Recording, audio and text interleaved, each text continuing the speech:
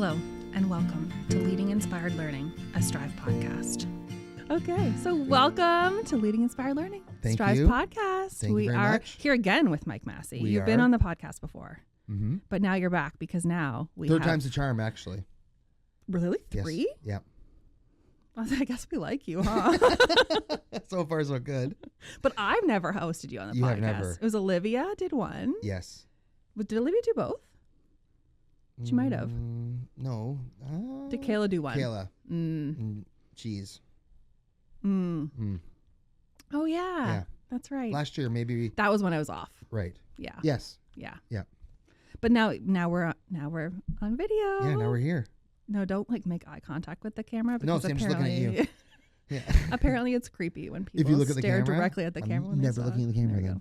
Okay, so Mike Masse, we know and love you around these parts. Thank you. You've been in the neighborhood quite a bit, but every time we talk, I always take away something new. Okay. So, but I think that we need to do a little bit of for those, because as we know, our sector has a lot of turnover. Sure.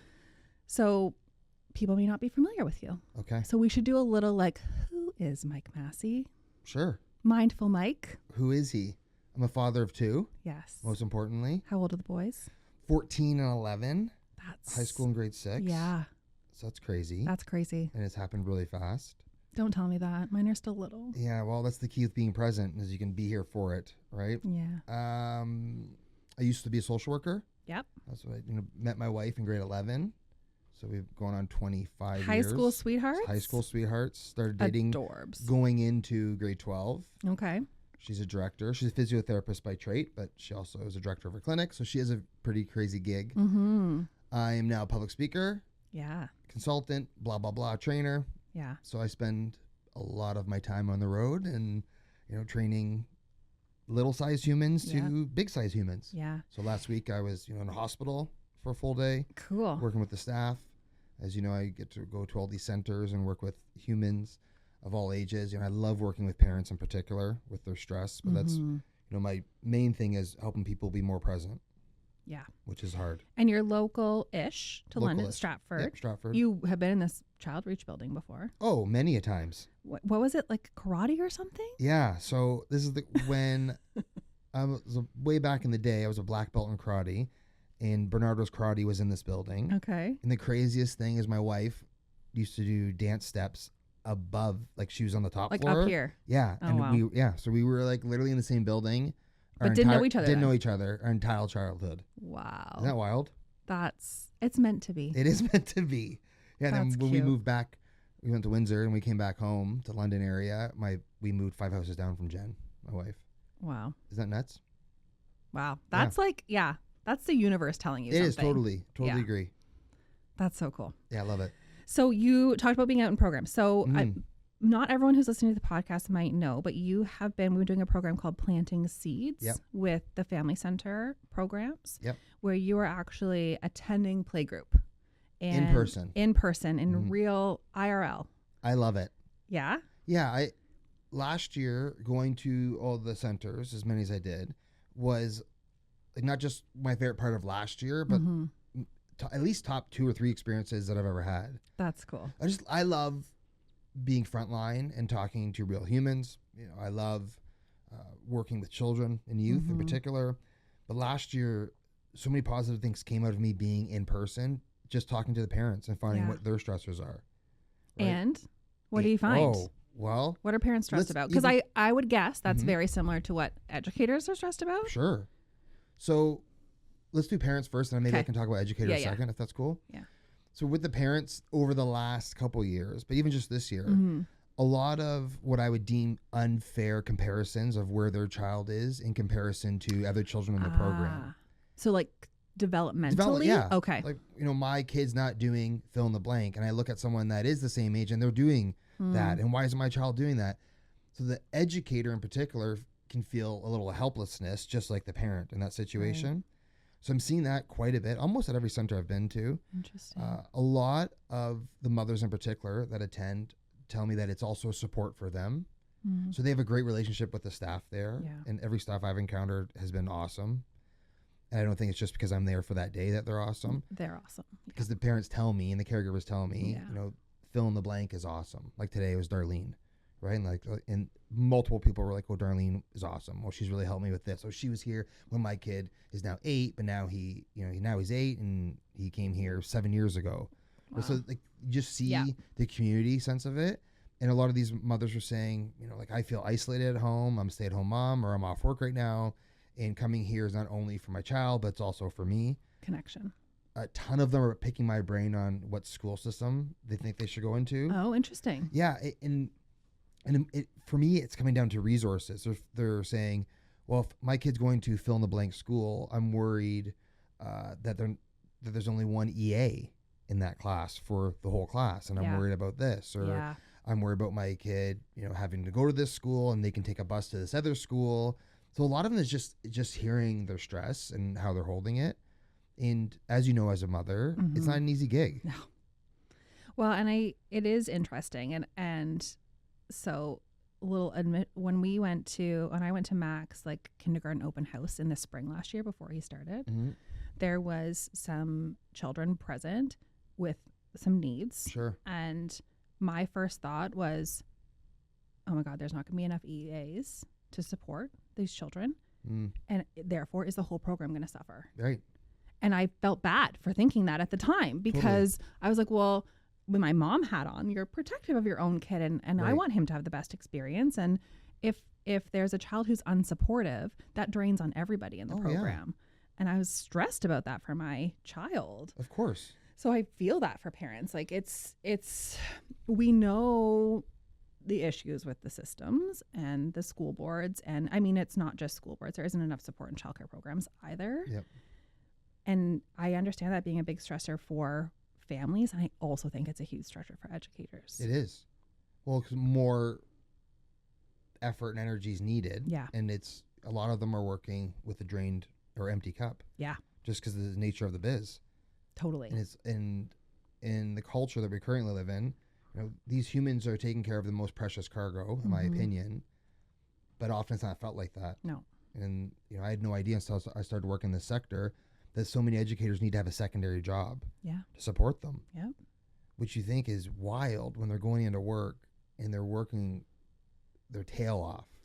So much energy out every day. And it's already understaffed. And a lot of it's like their main support, and parents use them as a support. Yep. And then when they know they're going into something understaffed, that stress affects them when they leave the building. Well, to know that they can't even call in sick because there's no coverage for them. Exactly. And you have to show up when you're not feeling well. Like it absolutely.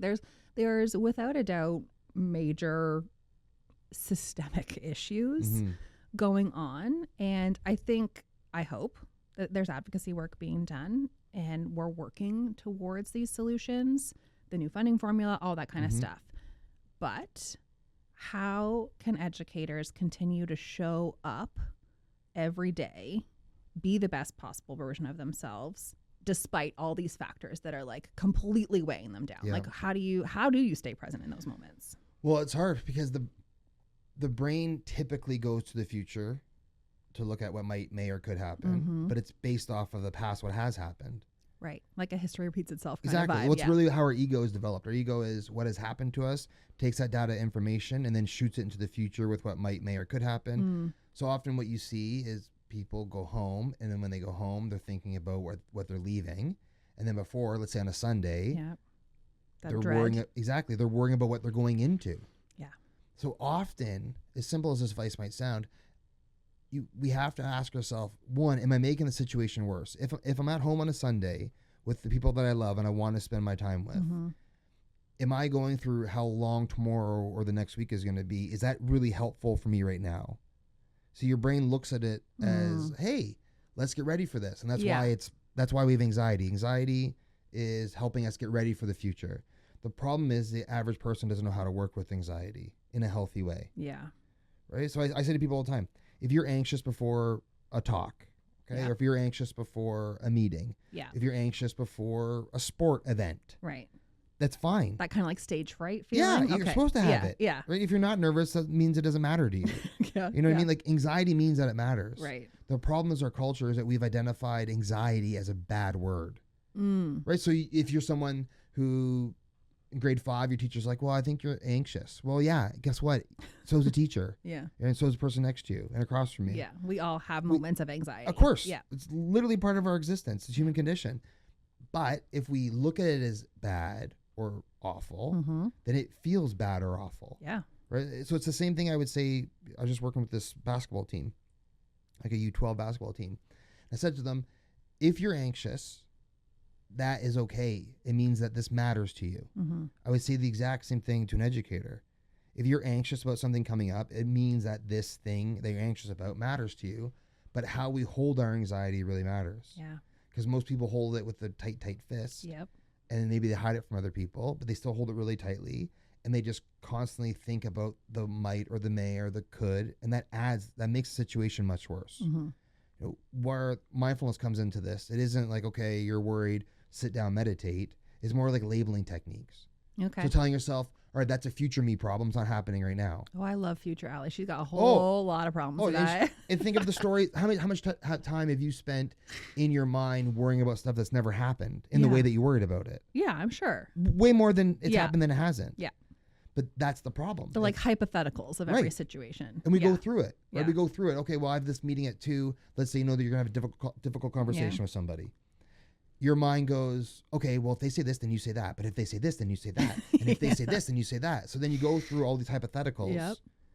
And most of those, or if any of those, might never happen. Right. You know what I mean? It's like me trying to get ready for this podcast. Okay, I have an idea what we're going to talk about. Yeah. But to go through every conversation and every, wormhole that we could do, that's why I typically refer to it as a worry tornado. Okay. Because people have like a worry and they just spin it. Yeah. And then if they spin it, it then becomes an emotion like anxiety, or they spin it, then it becomes in their mind. And then their mind gets heavier and busier and busier and busier. And eventually you can actually physically feel ill from that. Yeah. Right. So think, if you wake up in the morning like that, and you're worried about something, you have a thought. Okay. In mindfulness, we would identify it. We'd break it down to 3 things. Is it physical? Is it emotional? Or is it mental? Okay. That's how you experience being a human. Physical, emotional, mental. Okay. But let's say you wake up and you have a thought about today, or about your son, or about the future. Yeah. Okay. So you're in that thought and you keep spinning those tires. Well, eventually, if you keep spinning those tires, an emotion will come from that. So let's say anxiety or worry. Right. Well, now, instead of working just with the thought, let's say it's a 10 out of 10. Now we have a thought 10 out of 10 with an emotion 10 out of 10. So in mindfulness math, that's 100 units of suffering, because it's 10 times 10. Man. Right? So now think about this. You have the thought, haven't worked with it separately. Now we have the emotion. So that those 2 things together are called a feeling, thought and emotion. Now you keep spinning those tires. Now physically you feel it in your chest, or physically you feel it in your stomach. Yeah. Well, then it's 10 times 10 times 10. I don't even know that math. Right. Well, good thing with calculators on our phone. But this is how it works. Or we can do the other way. We can wake up and have an emotion and we think, why am I sad? Yeah. No one's ever asked me, why am I happy? Yeah. But people ask all the time, why am I anxious? Why am I sad? I'm like, because you're a human and we have experiences. But it's the same thing. You have an emotion out of 10 out of 10. You think about it enough. Oh, then we have a thought about it. Yeah. Eventually it turns physical. It can work the other way with physical. People have physical pain. Yeah. They have chronic pain. That's a 10 out of 10. They have a story about their physical pain. They have emotions attached to the physical pain. So this is why mindfulness is a very Roman approach. You divide and conquer it. Okay. You know what I mean? Yeah. So if an educator asks themselves right now, how am I doing physically? How am I doing emotionally? How am I doing? Let's do it with you if we can. Okay. Okay. Let's do it. If I ask you, how are you doing physically right now in this moment? Your answer is what? Hungry. Okay. Great. Okay. But we don't need to address that right now. Okay. But you're aware of it. I am. Okay. Yeah. How are you doing right now emotionally in the here and now? I feel really great right now. Okay, perfect. It's a wonderful day. So there's no need to judge it. It's busy, so I feel a little like time crunch. Sure. That's because fair. We've got, limited times for a couple of things we need to get accomplished. So I feel a little bit of stress about that. Okay. And then mentally, where are you? There, then, or here? Well, here with you at this moment. Much easier to do that. Now let's think of a time that you were stressed. This morning coming in. Okay. So this morning coming in. Because we have so much today. So how are you doing physically this morning? If you ask yourself, how am I doing physically? Yeah, I could definitely feel it, I think, like in my chest. Okay. So physically we feel tight. Yeah. Emotionally, what was the emotion there? Rushed. Okay. Oh, that's not an emotion. Yeah. Well, it's a busyness. It's a busyness. Okay. I felt, So rushed. Yeah. That's fine. Overwhelmed. And then your mind was in the future, the past, or the present? Future. Thinking about everything we had to get done. So out of the physical, emotional, mental, Yep. what is the strongest of the three during that time for you? What was the loudest barking dog? Is usually how I phrase it to people. Probably the mental. Right. So when you're in the future, we tell ourselves, okay, be where our feet are, which is here. Be where our feet are. Be where your feet are. Yeah. Instead of being in the car, right, driving. Instead of being at the meeting with me at 6 a.m., right? Yep. This is whatever time we're filming this at. Yeah. We're talking 5-6 hours later. Yeah. But your mind is in the there. And you can't help you in the there because we're not there yet. Yeah. See what I'm saying? So how do people break that cycle? How do they remember? Labeling it. Okay. So just using the labels. Yeah. So I always say to people, labels are your friend.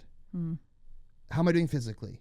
I feel rushed. I feel busy. I feel tight. How am I doing emotionally? I feel a little anxious about the future. How am I doing mentally? Well, mine's definitely in the future. Whatever the loudest one is, so let's say it's the thought. Yeah. Then we say, okay, come back here. What can I do now? Well, right now I can work with anxiety in the present moment. I can take 3 breaths in, 4 breaths in, 4 breaths out. Right. I can train my body and my mind to slow down when I'm stressed. I can't go through the busy day and all the things that may or could happen because it's not happening. I'm literally making it up like a story or narrative. So people can ask themselves a simple question. How am I doing physically, emotionally, mentally? If we don't like that one, we can do more thought labeling, which is, is this a future Mike problem, a past Mike problem, or a present Mike problem? Using labels helps your brain discern, do we have to keep spending energy here? Right. See, without labeling it, your brain goes, yeah, what about this? Oh, what about this? What about this? What about this thing? Right. So we can just label. We could just shit by addressing it head on. Exactly. I mean, that's what I do with my son. Yeah. Like when he's experienced right now, because he's learning how to like write and color, and he is very much me in that if it doesn't turn out on paper the way he pictures in his brain, he gets really frustrated. He crumples paper, he throws a pen, I can't do it, I'm not good enough, that whole spiral. Yeah. And I do that exactly that with him. Like, okay, I see, seems to me like you're feeling really frustrated right now. Do we want to take a break and come back to this? Is there anything I can do to support you? Like we walk through those situations because I feel bad for him that he's inherited that from me. I remember sobbing because I couldn't stay in the lines in a coloring book as a 5-year-old and just sobbing about it and feeling that like perfectionist, which that's a whole other conversation. Sure. But that whole thing. And so I also think that if people can master this for themselves, the labeling, they can help label for their children. Oh, no question. And this is something I tell all people. This is more of a self-compassion talk, but it's relevant. That's why I tell parents all the time. When you're dealing or incurring stress in life or in work or a combination of both, because it will happen, talk to yourself as if you're talking to someone that you love.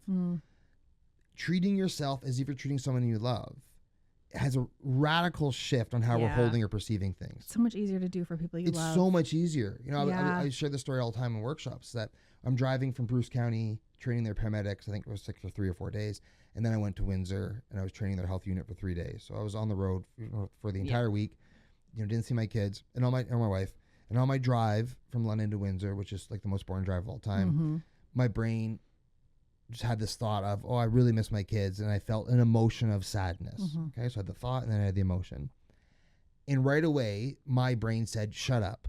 Like, you would have killed to be this busy 5 or 6 years ago. You would have killed to do the paramedic thing and do the health unit thing. You would have killed to be in this position. Yeah. And then I felt shame and guilt about it. Okay. Like similar to your story, actually.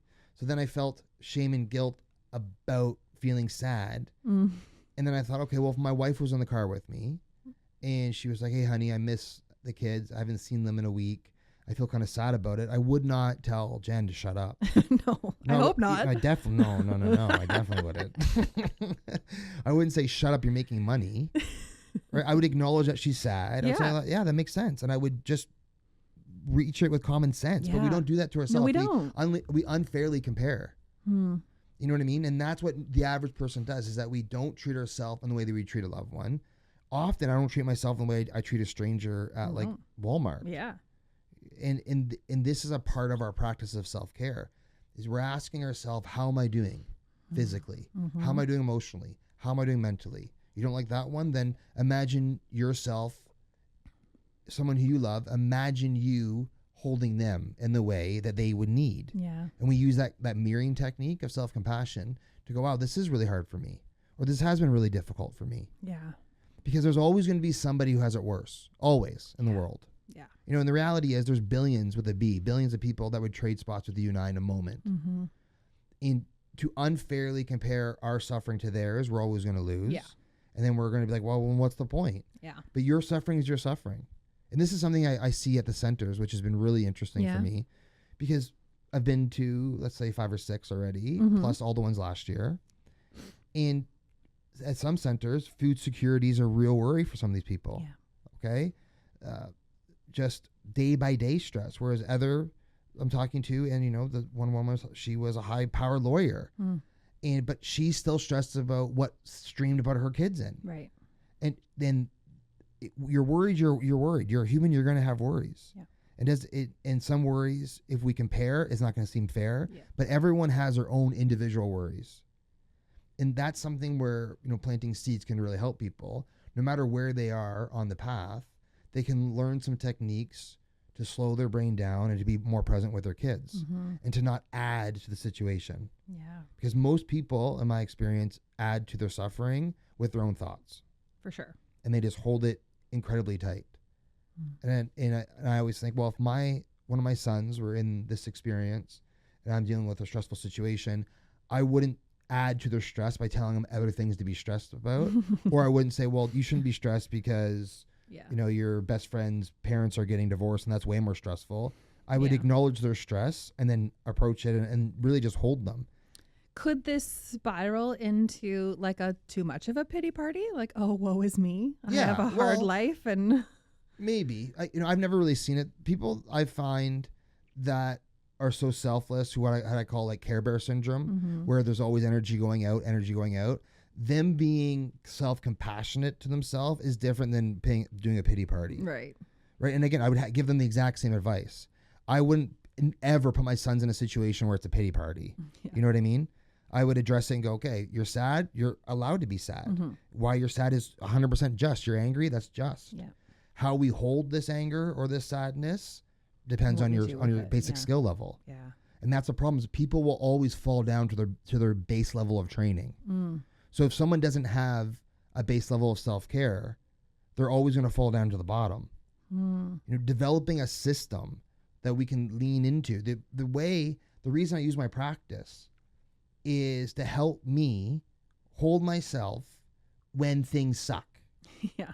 Right? Like the byproduct of it is being more present with my wife, being more present with my kids. Yep. That's the byproduct of being present. But the reason I got into this was to help me when I was stressed or anxious or nervous. Yeah. Okay. So talk to me about that. Talk to me about why you started this. Sure. How you started this. That stress, anxious. Okay. Yeah. Well, I grew up in a culture with all my meathead friends, and I'm a meathead. I say I'm a meathead in recovery. That we never talked about like, hey, I'm really sad, or I'm really anxious, or I'm really nervous. Okay. So that was all just kind of like shoved down, right? Yeah. And then, all of a sudden I go to school and I graduate, and then I'm working in a real job, and I'm legal guardian of 19 children at Children's Aid when I was 24, 25. It's a real big stress. That's a lot of pressure. There's a lot of pressure. And out of the 19 kids, 18 of them are males. My only female was a 6-month-old, and that was the first one I met. And she had 9 siblings already in care that were been adopted. So we kind of knew that was the way it was going to go. Yeah. Okay.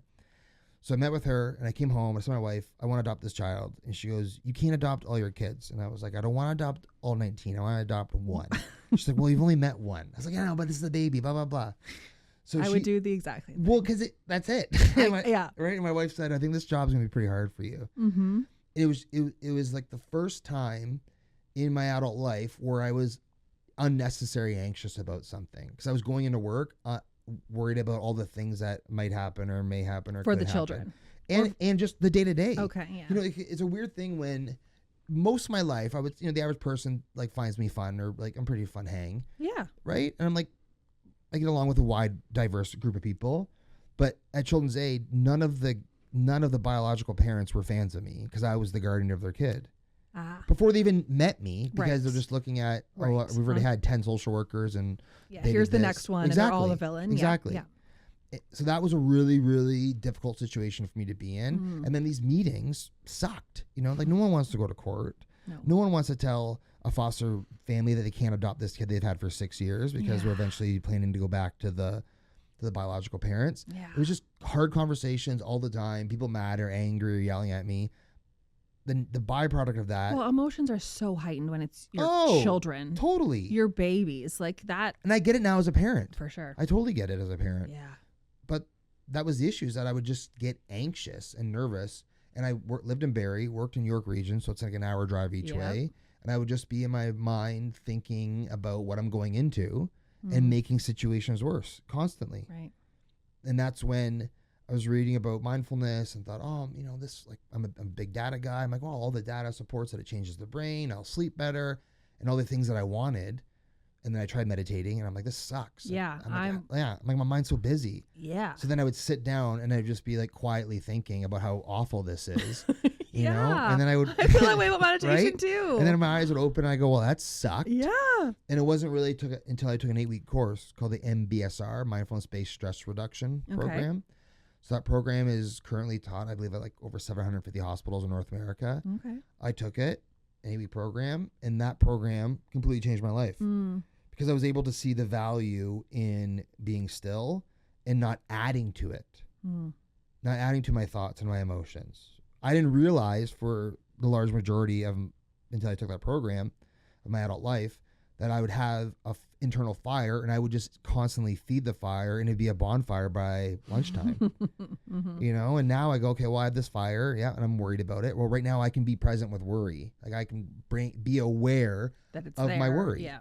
And I can acknowledge it. Just like what if one of my sons said, Dad, I'm really worried about this talk. Well, that's okay. Well, you're talking in front of people. That makes sense that you're nervous. Oh, you have a game coming up. That makes sense that you're anxious about it. But we can use that for fuel rather than use it looking at it as like an enemy. Because most people, when they get anxious, they look at it as something that is bad. Yeah. And it's not bad. The reason we have anxiety is the reason you and I are still alive. Yeah. Our ancestors were the ones looking for, hey, do we have enough food for the winter? Yeah. Are that group of 400 people coming over here, are they going to trade or are they harmful? We're always going to err on harms. That's why we're alive. Yeah. So it's no different with your anxiety or worries. Right. The things you're worrying about this morning, they all just matter to you. Yeah. So your brain is trying to get in some sort of system to make sure that you're prepared for it. So I write it out when I feel that way. Great. Like today is a lot of really fun things happening, but it also is a lot of back to back and things we need to squeeze in and that kind of stuff. And so last night when I was stressing about it for today, I just like wrote out, okay, these are the things we need to get accomplished first thing in the morning. Yep. We've got this time frame with Mike to get things done. This site visit has to happen at this time. Like just laid it all out. And then it felt like when I could see it all in front of me instead of all jumbled around in here, then it felt manageable. Exactly. I mean, I still stressed about it in the car on the way here, but if you did that in conjunction with using labels. Yeah, I did not do that part. So let's say it comes up and you go, okay, well, that's a thing that we're doing at 1 o'clock today. I'll deal with that at 1 o'clock. We just tell our brain, hey, that's a 1 o'clock thing. We're going to deal with 1 o'clock. Thank you. The reason your brain is either waking you up in the middle of the night, you can't sleep, or you get in that hamster wheel thought thinking, it just wants to have you ready. Yeah. It wants to have you prepared for something. And our brain does a horrible job with the unknown. Yeah. Our brain does a terrible job with the unknown. So that's why your brain is trying to get you ready and prepared for something. Makes sense. So if anyone listening or watching can go, okay, well, let me just use labels. Let me just go, is this a future me problem, a past me problem, or a present me problem? Yeah. Even just introducing that into your day is helpful. So how long did it take you from taking this course to 3 weeks?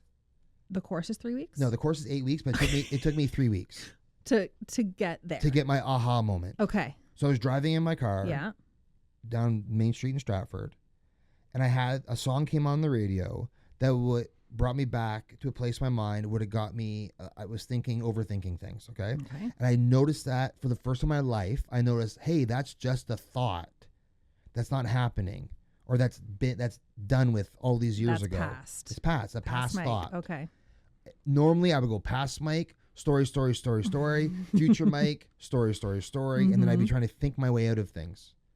So for the first time in my life, I was like, oh, that's a thought of the past. Right now, what's the emotion? Worry or frustration or anger, whatever it was. Labeled it. It's like, oh, I had this idea of I'm not my thoughts. I'm experiencing them. And that is a game changer. When you can, when it feels true. Before, I would just be in my thoughts. And I would just nonstop thinking about what I'm going into or what I should have done differently. Yeah. See what I mean? Yeah. And having that first like aha moment. Yep. I always say, I used to work in addictions, and I say to people, I've never done heroin, but I think it's very similar when people talk about chasing the dragon. They have this like first like high, and it's like, whoa. And then the rest of the time when they're an addict, they're chasing that. So now you're chasing the dragon I'm of mindfulness. chasing the dragon all the time of mindfulness. and then I just got way into it. Yeah. So then by the time I finished the program, I was blown away with how much it's helped me. And my wife started to notice it. We were out for lunch. This was before we had kids, so we could just go out whenever, right? And we were out lunch, and the server like really messed up my order. And I was like, well, that's okay. And I said something to her, and the server left. My wife goes like this, who's this? And I said, who's who? She goes, this. Like, what? Who's this? And I was like, I don't know. She's like, I think whatever you're doing is really working for you. Because you would have exploded on the waiter? I wouldn't handle it in the kind way. Mm. You know what I mean? I think I would have said something or would have left, and I would have like went on about it. Like I just would have made it worse. Yeah. So how have you changed and grown from... We should ask my wife that. Yeah, we should have brought her on. Yeah, you know what? Next pod, let's bring my wife in. Okay. I think that would be 10 out of 10 funny. Yeah. Okay, let's do it. Okay, how have I changed? Yeah. Like how is this experience and journey to come to this place of like enlightenment sounds dramatic, but really intentional mindfulness and living it through it like every single moment of your day, getting to that point from where you were before this course. Okay. So this is how I could say it. I'll give you like 2 ideas. The first is what we know that the average person spends about 46.9% of their adult life thinking about the future or past. Did you make up that stat? No, that's a real stat. Wow. Yeah. Well, look at your day. I think if you asked if you asked yourself. Okay, I'd be at the like 80% mark. You see what I'm saying? Yeah, yeah. The average person spends 46.9. Okay. So almost 50% of your adult life. Yeah. People are spending in the then or there when they're here. Yeah. Your example of the day is perfect for me because you're getting ready, you're doing your stuff, but you're not really there. You're on autopilot and your brain's getting ready for the day. It's like when you drive to work and you forget how you... Exactly. It's exactly it. Yeah. So my goal in life is to help people take 6 or 10% of that time and be more present. Because 10% more of you being present with someone that you love means a lot for the rest of your life. Yeah. It might not mean a lot for the rest of the day. 10% a day is still quite a bit. Yeah. But over the span of the next 40, 50 years, it's a massive amount of time. So the way that I look at it is I used to live about 80% of my thoughts were about the future, might, may, or could. And when I started to learn, okay, let me bring my mind back to the present more, the natural byproduct of that was not worrying as much about the future because I had enough time invested in the present moment where I go, okay, well, right now I'm anxious and this anxiety is going to pass. I believe I know my wife loves this version of me way more than before Mindful Mike because I dealt with things in an unhealthy way, drinking, partying, I'm like pretty fun time, but that like it wasn't the best. Not healthy long term. No, definitely not the healthiest. And for me as a parent, I think being a present parent is the most important thing because my kids can feel me being present with them. I'm a very present dad. My focal point, like my meditation, so to speak, is often just them. Like be here with Dozer, be here with Dexter. Mine goes away, be here with Jen. Like mine goes away, be here with Jen. Well, the reason I can come back is that I train my brain to come back. To recognize when it drifts. Yeah. So think about this. You're watching your breath and it's super boring, right? So let's say I give you a 5-minute meditation. You're going to meditate. Your brain's going to go off hundreds of times in those minutes. It is. And it's going to stay in thought patterns and it's going to bring up all this crap. But we can notice that and we can come back to the present moment. And every time we come back to the present moment, that's mindfulness. That's being here. That's what mindfulness means, being aware. Yeah. So you can use this when you're on your drive and you're thinking about your meeting. You can go, okay, yeah, we're ready for that. Come back to here. We're here in the present moment. Oh, it's a future Al thing. Cool. Come back to the present moment. Yeah. Oh, I should have done this differently, or why do we do this differently? Okay, that's a past thought. Back to the present moment. This is the secret. And if no one listens to anything I say, just clip this. This is the most important thing. Okay. Got that, Indira? Clip this. Yeah, clip this. Everything happens to you in the present moment. Things have only happened to you in the present moment. but yet we spend almost 50% of our time not being present. That is crazy to me. Yeah. And you're with when you put it like that. Well, and it's factual. Yeah. Tell me something that that's happened to you when you weren't here. Yeah, no. Exactly. This is undefeated. Mindfulness is undefeated. Yeah. If you can learn to train your brain to be more present more often, the studies don't lie. That's why they allow me in over 20 hospitals, believe it or not. Okay. Shocking to me too. Okay. Sometimes they go, Dr. Masse? I go, yeah, we go with that. You wish. My mom would like that. But this is it. When we look at it, often when we're stressed, it's not the now. Yeah. It's the then or the there. So by systematically breaking it down and saying, oh, that's a future Mike problem. Let me come back to the present moment. In the present moment, I'm anxious. Well, the average person has a problem being anxious. Yeah. So we go on our phones. Yeah. It's very easy to press pause. My favorite thing to do. It's so easy to press pause in your anxiety. Distract. But it's still there. Yeah. And that's why people have a hard time with mindfulness. They have a hard time being uncomfortable with their emotions. They have a hard time sitting in that uncomfortability and just witnessing it. Yeah. And that's what happens over time, is that we start to become more comfortable with the uncomfortable. And then all of a sudden, when I'm sad or I'm frustrated or worried, then I can go to my breathing in real time. When you and I are talking or I'm anxious, I can tune into my breath and my brain goes, hey, we know what we're doing. But you have to rep it. It's no different than like swimming. Exercising a muscle. It's exactly it. Yeah. Every time your mind goes off, you come back. Yeah. The more reps you do, the stronger your mind muscle gets. I teach it just like swimming. I hate working out. Well, like, do you swim? Like for fun. Can you swim? Yes, I can If I throw you into the ocean? Yes, I can Okay. swim. Yes. When did you learn to swim? As a kid. Yeah. How did you learn to swim? By swimming. Right. Exactly. But you didn't probably learn the first swim ever in the ocean. No. Right. You probably started in pools. Yeah. Where your feet could touch. Yeah. And you had someone there that knew what they were doing. Yeah. And then eventually you could take off your floaties and go in the deep end and hold onto a board or hold onto the side. And then eventually you could tread water in a deep end. And then eventually someone let you go in a lake or an ocean. Yeah. Fair? Fair. Exact same with mindfulness. We don't just go, hey, Allie, you're sad. Let's go in the ocean. Let's go cut down the biggest tree ever and go meditate for 30 minutes. Yeah. We start with 90 seconds a day. Breathe in, breathe out. It's boring. Yes, it is. But so is treading water. But it's a lifesaver. And that's exactly how I look at it. There's no difference. You know, this is the idea, especially when I work with educators. Yeah. I want educators to drink what I'm putting down. Okay? Yeah. I do. Yeah. You know that. I do. I'm very passionate about it because it changed my life. Yeah. But I know having them meditate or trying them to get them to meditate for 30 to 45 minutes a day is not going to work. No. So what can we do? Well, we can do little short practices. Subtle practices have significant outcomes. So what do we have them do first? Well, we have them breathe in and breathe out. We have them label. Future me problem, past me problem, present me problem. How am I doing physically? How am I doing emotionally? How am I doing mentally? Or we use spotlighting. That's another pretty famous one that I use is take something you're already doing every day. So take something that you do every day already. Brushing your teeth, showering, morning coffee, your drive to work, all those things you probably do, hopefully, in some way, shape, or form, okay? Did I brush my teeth? Yeah. Okay, so let's say you pick showering. Okay.